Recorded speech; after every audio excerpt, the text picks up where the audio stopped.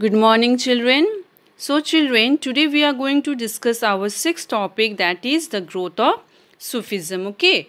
So, now in early century, the domination of Khalifa increased, and there were some people who protested against the domination of Khalifa, and they spent their life of asceticism, and they were called Sufi. Clear? Now, by the term Sufism, what do you mean? Now, Sufism is an English word coined in 19th century. In Islamic text word is tasarruf is used for Sufism. Okay, and according to some scholars, the word Sufism is derived from suf, meaning wool, referring to the coarse woolen clothes that used to be worn by Sufi. Okay, now Sufism, they used to criticize the conservative thinking, and even they protested against Khalifa. Why? As they started to manipulate the tradition that laid down in Quran. Now, Sufism, they emphasize that if a person wants salvation, then he could attain it through devotion to God. That is, for attaining the salvation, he has to devote himself totally towards God, and he used to have love for God. As because Sufism, they used to say that there is a direct link with God and not to practice any system. Clear? So, next is our Khanqahs and Silsila. Now, Sufi, where they used to live in, it was called Khanqahs. Like saint, they used to live in ashram. Okay, so where Sufi lived? The Sufi lived in Khanqahs, and they were being controlled by teaching master known as Sheikh in Arabic language, or Pir or Murshid in Persian language. Okay, now they used to be enrolled. That is, the Sheikh used to enroll the disciple, and later from the disciple they used to appoint their successor. Okay, and to disciple they call murids, and to the successor Khalifa.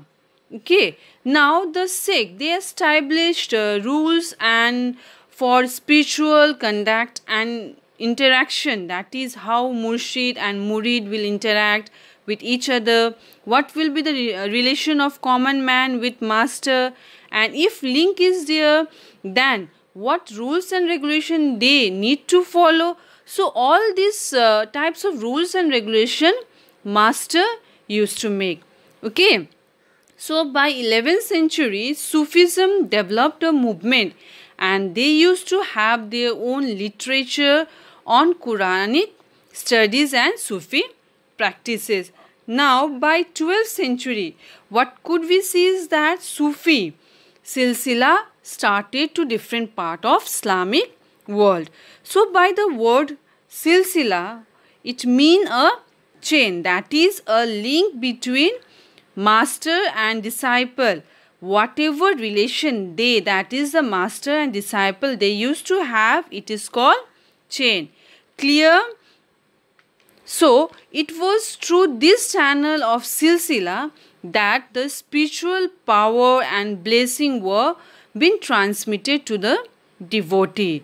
Okay, and when the Sikh, that is the master, used to die, his dead body, what they used to do? They used to bury the dead body of the Sikh in a tomb shrine, and his tomb shrine used to be made a dargah out there. Clear? And it used to become the center of devotion for his follower. Clear? Now people, they used to go to the tomb shrine for ziyarat. Now what is ziyarat? That is 1 year of death anniversary to offer. They used to visit the tomb shrine to offer prayers and flower. Clear? Now this tradition was called Urs, which means that the soul had got united with God. Now people, they used to believe that the saint, after death, their soul, it used to get unite with the God, and after it got unite with the God, they become more powerful. So people used to believe in such a way. So they used to go to Dargah to get the blessing. Clear? Understood about Khanqahs and Silsila? So next is outside the Khanqahs. Now the one who left Khanqahs we will study out here. Okay. So there were some mystic who initiated the movement, as many of them left the Khanqahs and they became mendicant, that we call in Hindi Bhikshuk, and observed celibacy, that is brahmachari.